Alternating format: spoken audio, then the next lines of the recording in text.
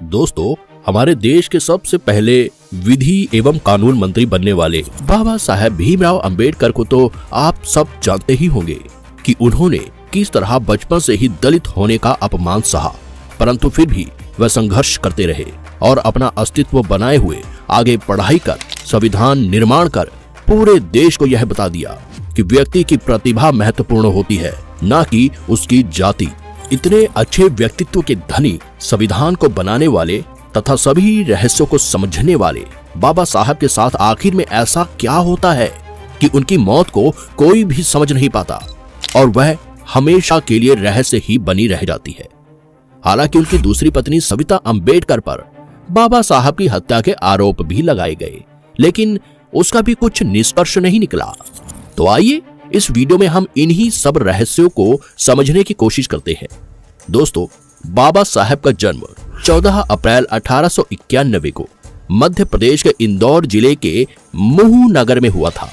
आपको बता दें कि उनका पूरा नाम भीमराव रामजी अंबेडकर था। यह मराठी परिवार से संबंधित थे। उन्होंने अपनी प्रारंभिक शिक्षा मुंबई में पूरी की और उसके बाद हायर स्टडीज के लिए वो लंदन चले गए। आपको जानकर आश्चर्य होगा कि उन्होंने न केवल एक बल्कि 4 पीएचडी डिग्रियां हासिल की, जिसके बाद वो भारत में आकर अपने कानूनी संबंधी कार्यों से जुड़ गए। वे दलितों का दर्द समझते थे, इसीलिए उन्होंने अपना पूरा जीवन दलितों के उत्थान के लिए ही समर्पित कर दिया। आगे चलकर समानता के लिए आरक्षण व्यवस्था पर भी इन्हीं के द्वारा ही जोर दिया गया था। उनका कहना था कि जब तक आप सामाजिक स्वतंत्रता हासिल नहीं कर लेते, तब तक कानून आपको जो भी स्वतंत्रता देता है वो आपके किसी भी काम का नहीं। आपको बता दें कि बाबा साहब को डायबिटीज, ब्लड प्रेशर, न्यूट्राइटिस, आर्थराइटिस जैसी लाइलाज बीमारियां थी, जिसके कारण उनका सफर बहुत मुश्किल रहा था और शरीर भी बेहद कमजोर हो गया था। यहाँ तक कि आर्थराइटिस के कारण वो कई रातों तक बिस्तर पर दर्द से परेशान रहते थे। बाबा साहब की पहली पत्नी रमाबाई का लंबी बीमारी के चलते सन 1935 में निधन हो गया था, जिसके बाद वे बहुत अकेले पड़ गए थे। बाबा साहब का बेटा भी मुंबई में रहने लगा था और अन्य लड़कों के जैसे ही वह भी कभी कभार ही अपने पिता को देखने आता था।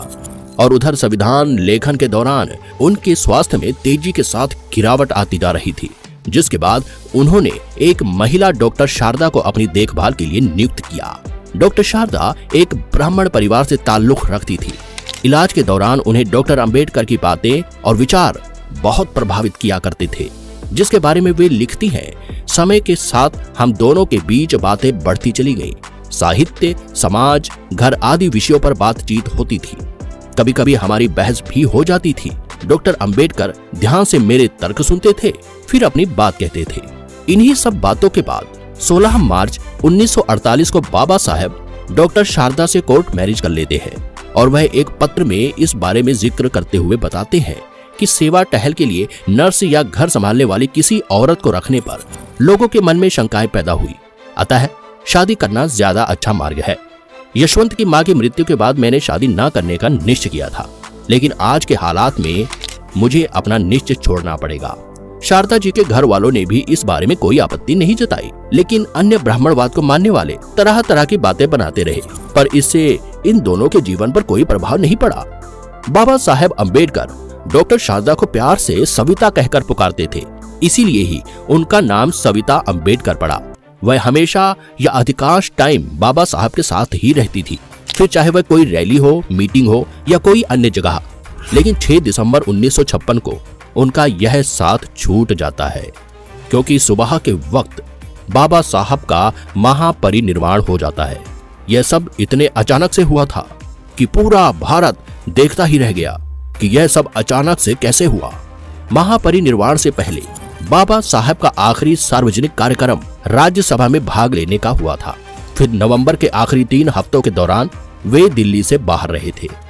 14 नवंबर को उन्होंने काठमांडू में हुई विश्व धर्म संसद में भी भाग लिया था। दोस्तों, आपको बता दें कि बाबा साहब ने हिंदू धर्म में हो रहे सामाजिक भेदभाव और छुआछूत को देखकर ही हिंदू धर्म को छोड़कर बौद्ध धर्म को अपनाया था और उसके बाद से ही वह बौद्ध धर्म की विभिन्न शाखाओं में आया जाया करते थे।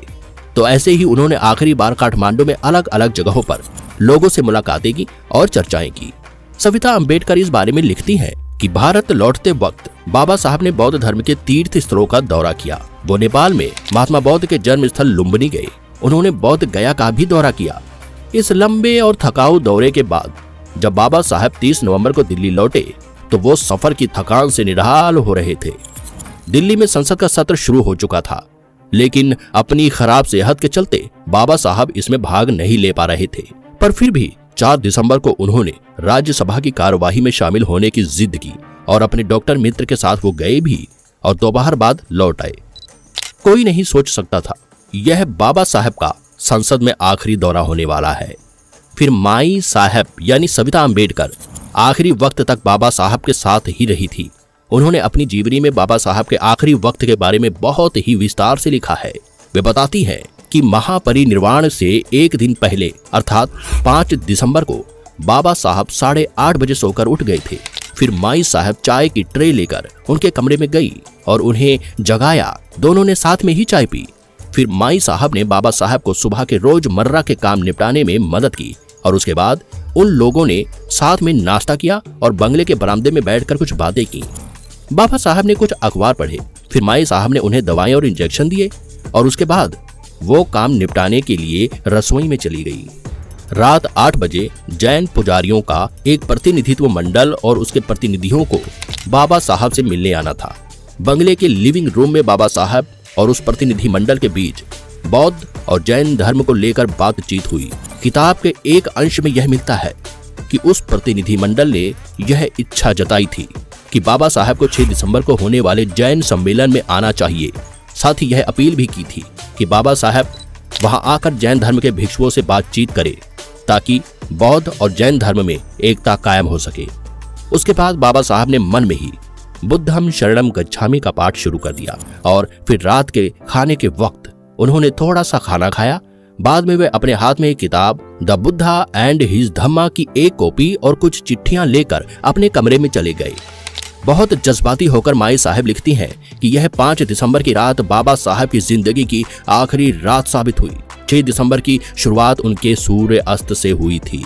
6 दिसंबर 1956 को माई साहब रोज की तरह सुबह उठी। चाय बनाने के बाद वो ट्रे लेकर बाबा साहब को जगाने उनके कमरे में गई। उस वक्त सुबह के 7:30 बज रहे थे।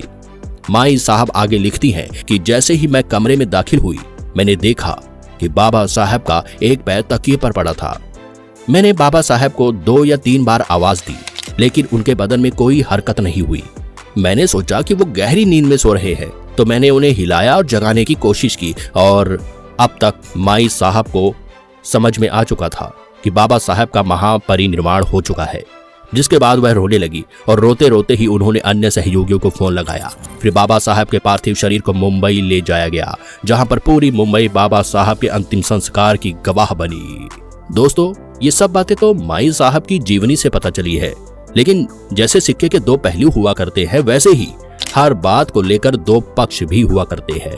बाबा साहब की अचानक से इस तरह मृत्यु होने के कारण माई साहब के अनुसार तो बीमारी ही है, लेकिन बाबा साहब को चाहने वाले कुछ लोग ऐसे भी हैं जो कि यह कहा करते हैं कि बाबा साहब को उनकी पत्नी सविता अंबेडकर ने ही मारा है।